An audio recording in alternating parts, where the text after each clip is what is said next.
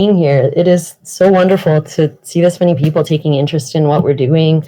Like I mentioned to a few of you earlier, it's, sometimes you throw a party and you never know who's going to show up. But I think that this speaks for the work that we've done and the work that we hope to continue doing. And, hopefully you've heard of us in some capacity before this meeting.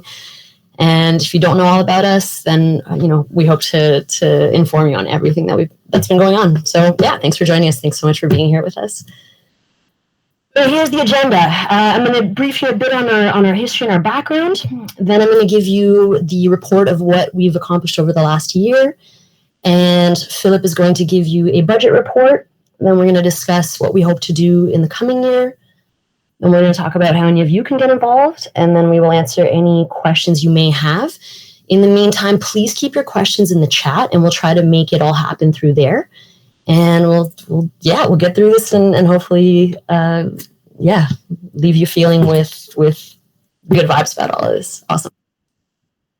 So we originally began as a working group in 2017 at a simple meeting between myself, Philip, and Lisa Breton at Burn City Slack in 2017. I just happened to be at the festival, I happened to be at a festival prior to that, and I met some people involved with the ISA, and I'm an elementary school teacher, and we talked about potentially starting an educational branch for the ISA, and I found it to be a wonderfully professional group of dirtbags who were passionate and had these great ideas. And there was a small rotating group of us that worked over the course of that year to create our charter and to help establish our Instructor C programs, which had already been going prior to that. And then we officially became a commission in 2018. Our key roles are the president, the vice president, the slackretary, which Drake is our current slackretary, and his terms of being slackretary were that we called it slackretary. We have a treasurer, which we are actually looking for a treasurer right now. Philip Gising of the advisory board is our acting treasurer. So if this is something that you might like to do for us, we'll tell you at the end how you can go about filling out a volunteer form. Our first instructor course happened in Switzerland in March 2017. As I mentioned, it was before our commission was officially founded because the Swiss Slackline Association has been around for many years and they've done some amazing things for the world of slacklining. So shout out to them. Thank you so much.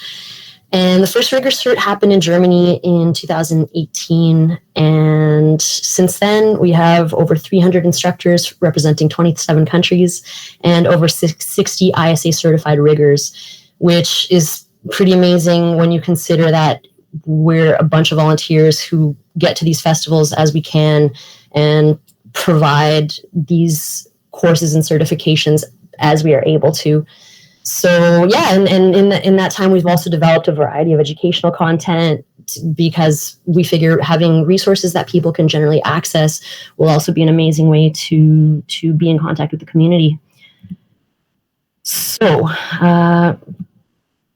2020 was a really busy year. Our Instructor C course, just to further explain it for those who are unfamiliar with it is our course on how to teach slacklining to beginners. So it is not a course on teaching slacklining. We already expect you to know how to slackline fairly proficiently enough to be able to comfortably teach it to someone who is new to it. And the reason it's called an Instructor C is because apparently in Europe, when they had designed the courses, it goes from bottom to top in terms of certification. So right now we have an Instructor C program, and I'll talk a bit later about the Trainer B program. And we've been working on the manual over the last year. There was a group of us that pretty much all throughout the lockdown met every week to try to update this manual that we have and try to make it better. And it's nearing completion. Once we're finished with that, we will be sending that out to all of our current Instructor C certified teachers. And we were able to have courses in Bosnia and Herzegovina, in Mexico, in the USA at GGBY, and Turkey at the THC Festival. And the Turkey Festival, the Turkey certification was the last one that happened before COVID basically ruined all our fun in terms of slackline events this year.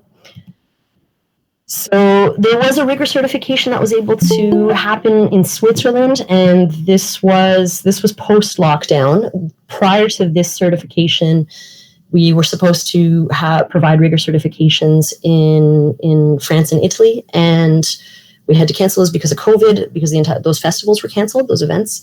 And thankfully, Philip, Sara, and a couple of other people were able to pull together the certification for it to happen safely with following sort of COVID protocols. And it was able to happen. So thank you for that. The Rigor Cert at GGBY happened last November, about a year ago. And that was the first rigor certification that we were able to offer in the United States. Again, we hope to continue to offer these as we have the people who are able to go and provide these. And you can see just from what's going on, we try to cover everything. It is not a course that teaches you how to rig. We expect you to be an absolutely proficient rigger. And just to show you how legit it is, I failed. So I can rig more simple setups, but our expectation for people that wish to become certified ISA riggers is that they are able to troubleshoot, they are able to figure out a variety of scenarios and how to adapt. They are skilled at doing rescues. We do a lot of rescues. They are knowledgeable about redirects, about the rocks they're using, the trees they're using, the anchors, everything. It is a process of a 3-day rigorous marathon testing. So which is why I don't know how many hours, like hundreds, thousands of hours have gone into developing this program. And we are hoping to grow the amount of people that are able to provide this certification so that we can make this happen everywhere. This is for people who wish to do it in a more professional situation, who wish to have this certification, this accreditation, in the hopes that it'll help them out professionally, it'll help them out with access issues locally. And, it's if you're just a casual rigger who wants to rig for fun, it may not be for you. But we have seen that there is a real value and a real need for it in the world in order to advance our beautiful sport, in order to provide it with a little more legitimacy, and not have people wonder if we're doing sketchy stuff, because the ISA stamp of approval, it's worth a lot. It's worth a lot for what you're going to be using it for. So in addition to the rigor certification, we are hoping that we can have a first aid for riggers workshop that we'll be able to offer, not necessarily as part of the rigor certification, but in general at every festival where highlining is offered. And so this is something that we hope to further develop. But I really want to say a big thank you to Steffi. Steffi is a physician who piloted this. That's her sitting on the red yoga mat, teaching everybody what they need to know in case things go horribly wrong. And we have a nice little crew assembled that do have medical experience and are slackliners and highliners, so that this can be we really want to make a concise and comprehensive, in-depth workshop that to address, risk mitigation, all the safety, all the stuff. So there were a lot of cancellations. So we were hoping to do more trainer Cs in the USA and Europe and more rigor certifications. The ISA, in addition to rigor certifications and instructor courses, we do provide support at other festivals and events just by having our presence there, talking about the ISA, making sure everything is going great. And those were canceled as well. But our certifications typically have a 3-year validity, and we've extended them for another year, possibly more. It really depends on what happens with COVID, because we don't feel that anybody should lose for this time that essentially has meant nothing while we've been kind of waiting around. So, as I mentioned, we want to produce educational resources that are open source, that are there for everyone to use, that help document the history of our amazing activity. And when COVID happened, we had already been working weekly, sometimes twice a week, on updating our instructor C manual. And then all the management met, and we decided that we needed to provide our community with something to just continue providing support for everybody, continue to be in touch with everybody, keep our community together in whatever capacity we could. So we came up with the Lockdown series, and it was this beautiful endeavor that was just a big group effort between 35 speakers for our 35 episodes, and an immense effort from Kat Horton, who is our current vice president, who was the chair of the advisory board last year, and a lot of help from Laurent and Philip as well, and Sirio. And yeah, it was this incredible endeavor. And this is where I think a few of you might recognize my name, because when we started it, we had our first episode with Lucas Ermler, and we didn't know people would come. It was one of those things, again, you throw this party and you hope people are going to come. So I spammed a lot of local groups. I typed in Slackline or Slackliners or Slacklining, and I found where all the local groups were. And I spammed with the best intentions of love, because I thought, this is cool info and I would want to know about it. And so this is something that we're really still figuring out, is our social media in general, and just how to stay in contact with everybody. And there are so many platforms and so many mediums. And really, we're a bunch of passionate dirtbags just figuring a lot of this out as we go along to produce this beautiful package to give people a better understanding about what it is that we do with our wiggly bridge walking. So yeah, the Lockdown series, if you didn't get a chance, check it out. It's cool. It was really just a cool way to document the history of slacklining. And we came up with Slack at Home, which is, you can find through our website, which as well will give you just some things to do, again, if you're in a situation where you're locked down again, how to install, some things you can do at home, some challenges that were produced at the time by Slacktivity are there, and I think Slackline Montreal. And yeah, so that's a couple of our resources. A major project of the last year was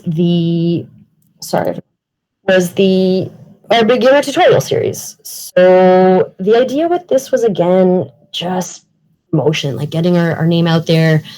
And there's so much content. There's so much educational content on YouTube, on Instagram, on, in general, that we found we could tighten it up a bit. We found that we could do it, we could present it a bit more professionally, because, we had a larger machine behind it, as opposed to a lot of the individual groups who are, also enthusiasts and doing things sort of on a smaller scale.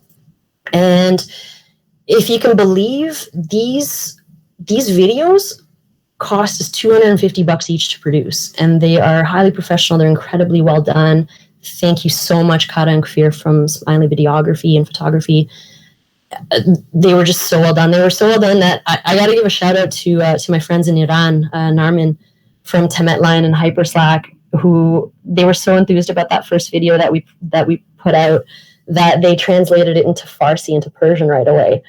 And, she emailed me, she found me and sent me an email, and she said, we loved it so much. We translated it in Farsi. I hope that's okay. And it was so incredible to see this Instagram post with translations in Farsi and these amazing, beautiful, squiggly letters. And it shows the reach of slacklining and just where it is. And it's really truly a global activity. And, I'm sure we got people all over the world online with us now. And so this was our big project. This was something that was done by, on average, about 5 people. So it's about each one of our little sort of sub-working groups has about 5 people involved. It's mainly like everything you see that has been produced by the ISA is like 3 to 6 people working on everything. And within the Education Commission, there are maybe about, I want to say, 5 people that are really active, and then maybe about 10 people, another few people that sort of come and go and help as they are able to. And we appreciate everything that they offer. And yeah, so our beginning slacklining tutorial series. So the challenges with this, at the time that initially, like when we had worked on them, it was about, a few months of script writing and discussion and how to best explain things and the tone that we wanted to convey. And we were ready to launch, maybe end of spring, beginning of summer. And then unfortunately there was a death in the community. And so we held off, and it was Corona. Actually, Corona happened first. So we were like, we're supposed to be on lockdown. How do we launch this series and encourage people to get outside and show these images of people, having a good time at this festival? And so we held off, and there was a death, and then sadly there was another death. And sadly, we're dealing with that news again today. My sympathies to the Brazilian community. And, we finally launched, and, it's been interesting working with everybody all over the world online with this kind of stuff. So that came out, and then the Ratchet line came out, and then fall happened, and we were like, okay, I guess let's hold off on the other two. And then it was also trying to keep the series going. So we've got four filmed. These four were filmed in 2 days at Burn City Slack in 2019, and we have scripts written for a couple more and a few more ideas in the vault. And the challenge with this has been, contacting someone. We want to have a variety of slackliners in the video. We want to have different faces. I don't want it to be just, me and Elena and Nuri who are talking in the other videos. And so, and thank you, Elena and Nuri, for your help in all this as well. And so basically, now the challenge is, how do we continue doing this series by having somebody be the host of one of the episodes who's in the United States, and then, I'm in Canada, and then we've got, our editors in Turkey, and we need B-roll, and I need B-roll from people all over the world. So it's basically me on Facebook and email and Discord, our other channel that we communicate through, just being in touch with people going, hey, can you send me a video of you doing a sit mount? Hey, can you send me a video of you doing some knee drop positions, and that kind of thing. And this is how the future of our videos are likely going to come together, especially now in the situation where we can't really meet and do any of that stuff together. So, but this is something that we hope to continue, and it's been really well received. And the idea with these videos were to make them as concise and direct and succinct as possible in terms of how we delivered the content. So they're 2 to 3 minutes. The info as direct as it can. They are to complement all of the existing materials out there. And it's for us on our resource page to have a nice little playlist of what we have on offer for videos. And the idea initially, when we had written them up, we had thought, okay, what do people really need to know? So we had actual, how to sit mount, how to knee drop mount, how to chongo, how to turn, all that kind of stuff. And a lot of that stuff exists. And our idea is more so to provide this content in a way that allows people to think about slacklining in a different way, that allows them to truly learn the concepts and the movements in a way that's not basically just being directed to them. So the next one I hope to film, the one that I hope to launch next summer, that I think will be a big one, is called A Slackline is Not Just a Bridge. And this is a concept that we really want to emphasize with all of our instructors, especially, is to just get people thinking about it as a balance trainer, as a movement trainer, as something that will enhance your physical quality of life by engaging in a regular practice with it. So yeah, that was our big project. And I'm going to pass it over to Philip now, and he's going to talk about our budget. Hey everyone, my name's Philip. Did I see that correctly, Drake? You have a bird in your room?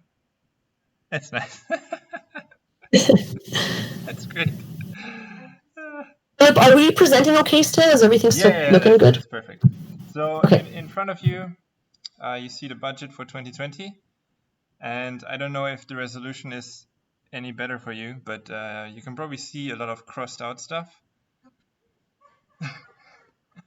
That's those are the courses and workshops we unfortunately couldn't have this year.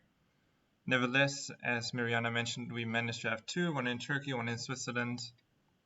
And then there's a couple like extra posts where we had to spend some money on the videos, for example, and on some flyers and some stickers and so on.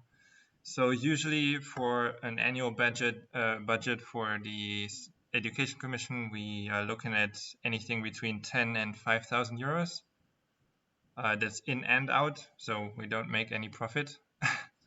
But this year was a bit cut short because almost everything was cancelled. So in the end, we made 1,505 euros in, which is pretty much exclusively from the fees for the instructor courses. So that's 10 euro per participant in our courses for administrative things. and then whatever else we have to pay out the instructors again.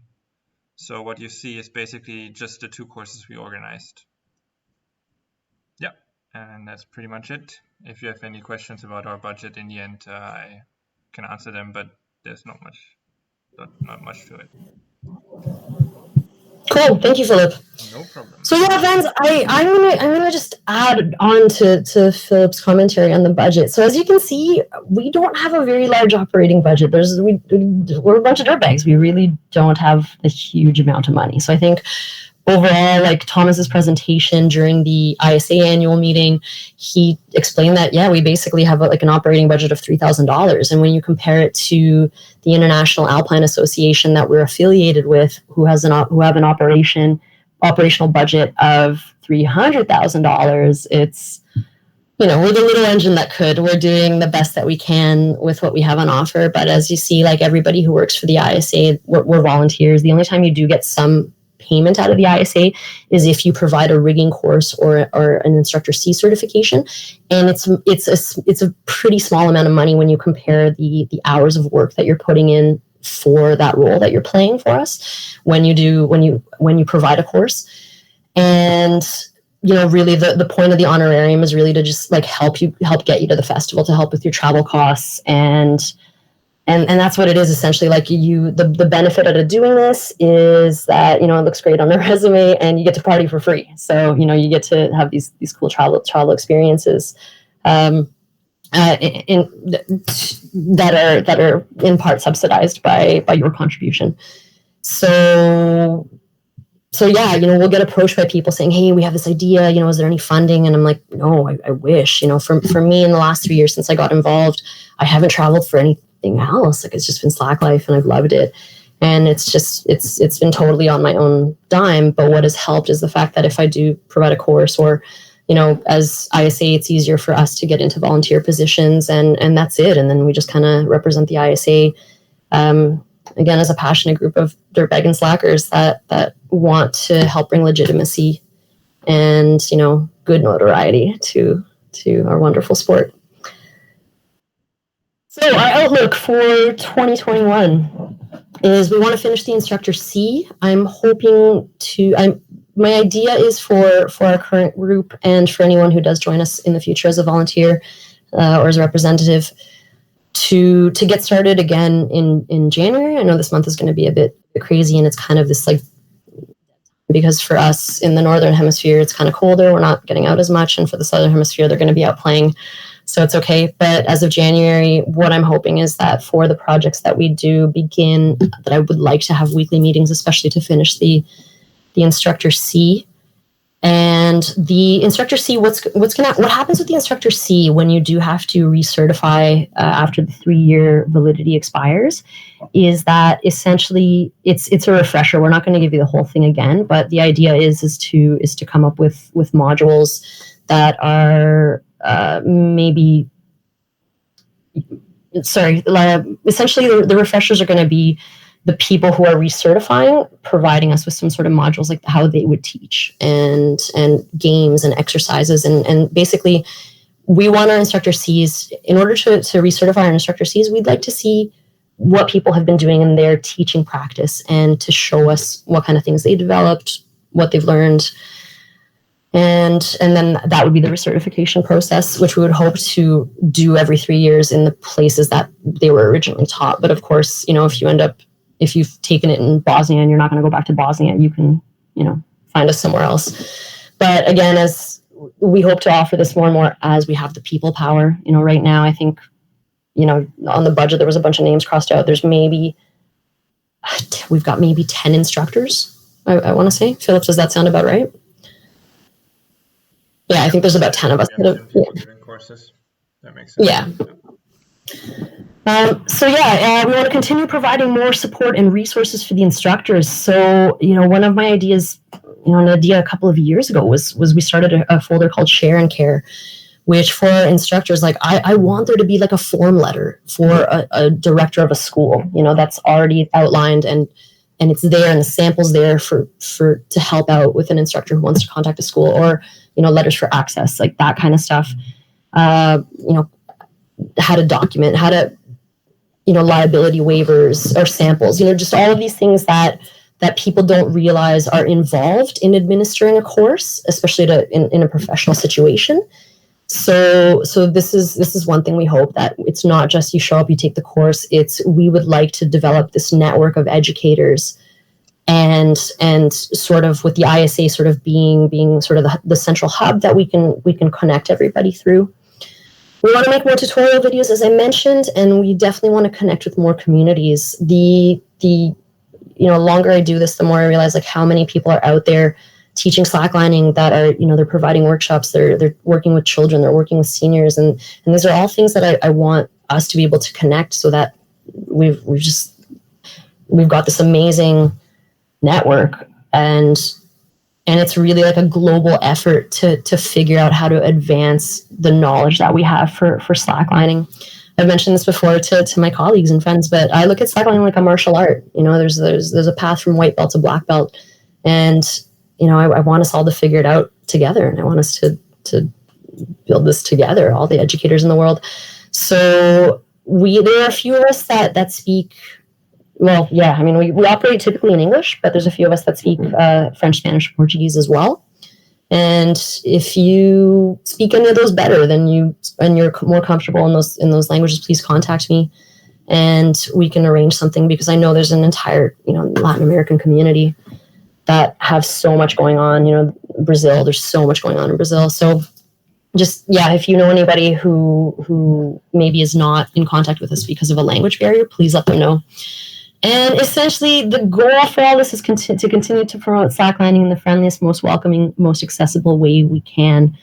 So, that was essentially with that first video. That first video wasn't just to introduce the series, but it's something that I hope people will use whenever they're approaching, a school, to try to set up a program, to use it as a calling card, to basically use it if you're having difficulties with with any local political issues and access, send them this video. The idea for that video was to really show the soul of slacklining, which for me is what brought me into this, not just the fact that I do enjoy, my balance practice on a wiggly belt, but it was just really to set the tone that slacklining really is an activity for everyone, that we really are about community and about conservation and about, being together and developing community that way, as opposed to many other activities which are a bit more exclusionary by nature. And, once in a while we'll get haters, like just about 45 minutes ago, somebody posted, just saying, oh, give me a break, saving the world through slacklining. So I guess I should have clarified that for me, it's saving the world psychologically and sociologically, as it did for me. So, and environmentally, we have a Nature and Access Commission, which I'm going to plug as well, that if anybody is thinking about volunteering with the ISA, we also have recently reestablished the Nature and Access Commission, which also definitely needs a lot of help, because these are essentially the things that we are contacted the most about, is about, hey, I want to do a program in my school. Do you have any stuff for kids? Or, hey, we're having access issues with our local spots. They're saying we can't rig to trees, that kind of stuff. And so this is where, having an amazing organization like the ISA and being affiliated with it will help you personally with whatever endeavors you are trying to do within your own slackline community. So other nice little dreams that have been discussed are more specific instruction programs. So what I mean by that is yes, we want to develop a program on how to teach slacklining with kids, on how to teach slacklining to seniors, how to teach slacklining to people with vision mobility, with limited vision, or people who have any other issues with mobility, who are differently abled. And we would really love to develop all these sub-programs. But if any of you ever get involved and you see just how much time and work has gone into the Instructor C, you'll see that it's not something that we can multi-manage with the small group that we have right now. So again, if you are somebody who has worked with seniors, who has worked with children, who has worked with people who are differently able, please reach out to us, because we want to develop these programs. Slacklining for rehabilitation. We have a couple of physiotherapists involved with the Education Commission, and this is something that they have been implementing in their own practices as physiotherapists. So this would be something that's amazing as well to do. I would love to see a Slack rack in every physiotherapy clinic. The Slack Fam series was something that we thought of also sort of towards the end of the first lockdown. And we were thinking of, okay, we're going to have to stop lockdown series at some point because it was quite exhausting, but so fulfilling, so beneficial. And the Slack Fam series, the idea for that, and thank you so much, Krista Van Paris from the US for that. That was such a great idea. But yeah, we thought essentially to do like a 2-minute video of like, hey friends, this is the crew from Toronto, and just like, take a little scan of what your meetups look like, and just, everybody smiling at the camera, just again show like what a welcoming activity this is, and how warm and caring so many communities are.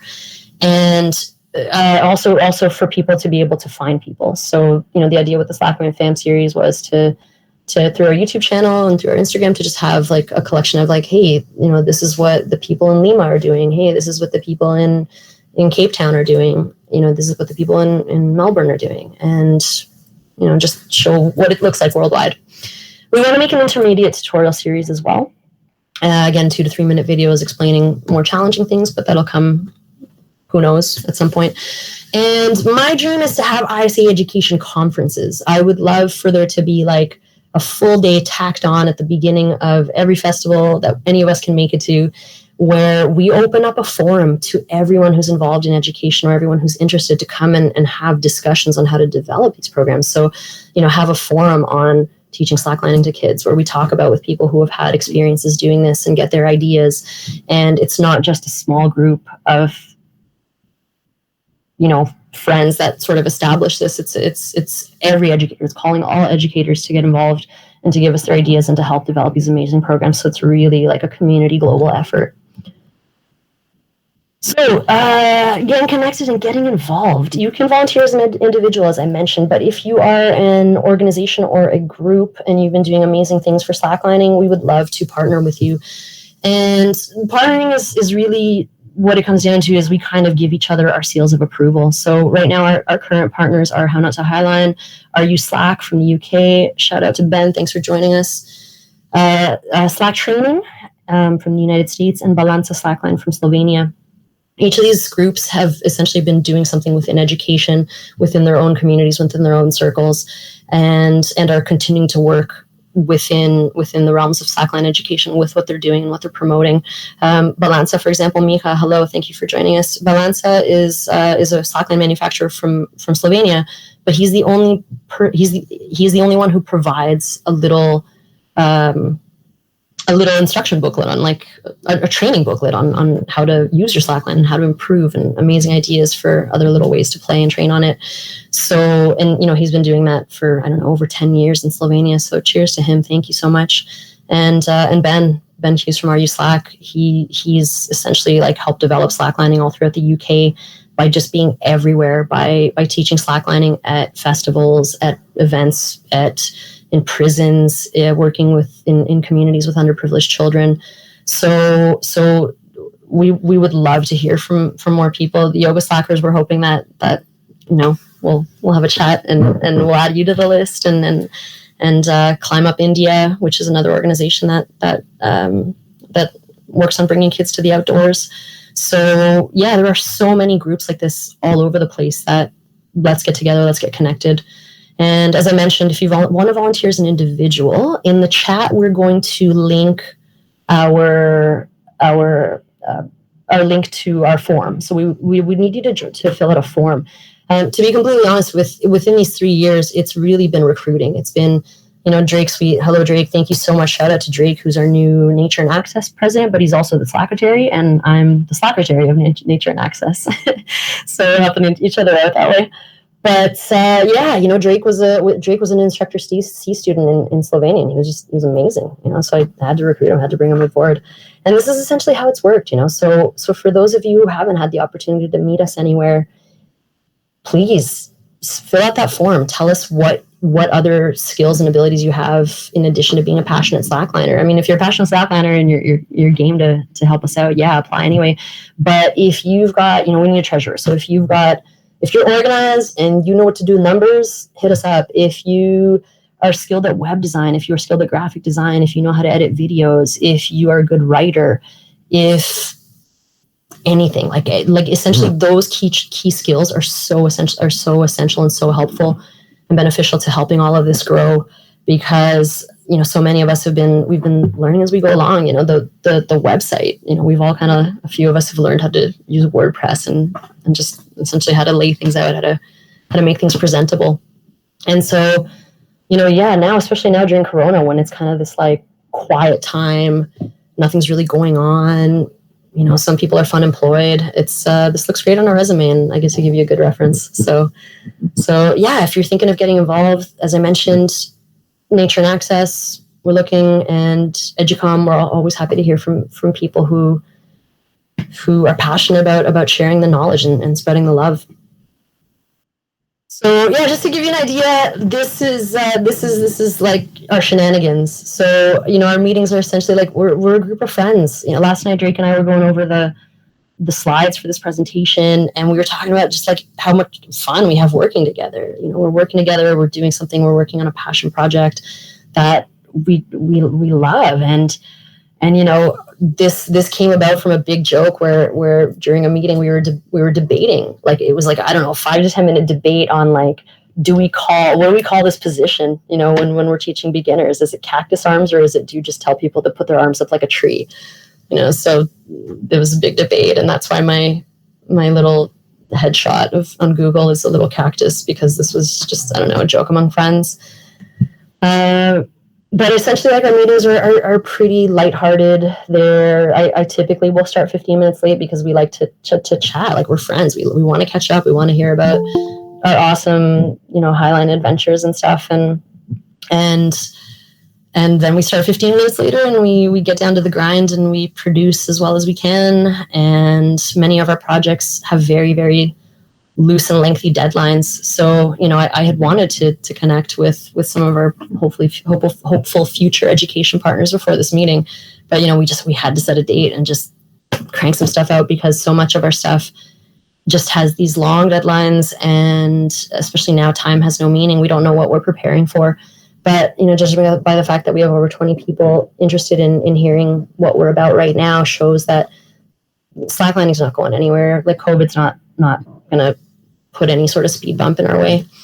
So, yeah, our meetings are fun. What I hope for the future, as I mentioned, is for the working groups, I'd like to have everybody meeting at least once a week so we can really produce the work. And typically I'm going to have I plan to hold a meeting once a month. We hadn't in the past, but also this last year was just so challenging with Corona. And a lot of people's personal lives were just sort of a bit chaotic. But the idea is to have a meeting once a month. Prior to that, it was just like, there was such a small group of us that we were just kind of like check in with each other regularly, and then, be like, oh yeah, we should probably have a meeting now.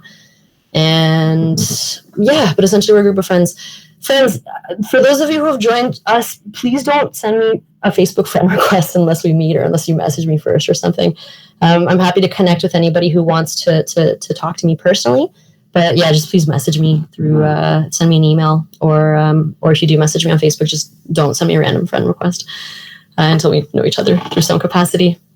So yeah, that's kind of the Educom. About 5 people on average on each of the projects, a bunch of dedicated dirtbags who love our crew, and I just want to thank our little team. Karen Doblander, Drake, Laurent, Philip, Lisa, Moises, thank you for your translations. Adair Sanchez from Mexico. Thomas gets involved every once in a while. Sadag Mined, who has done an incredible amount of work for the ISA in general, and so much in terms of content development for the rigor certification and just being everywhere to teach that course. Thank you so much. Philip, who has held my hand from the beginning for this.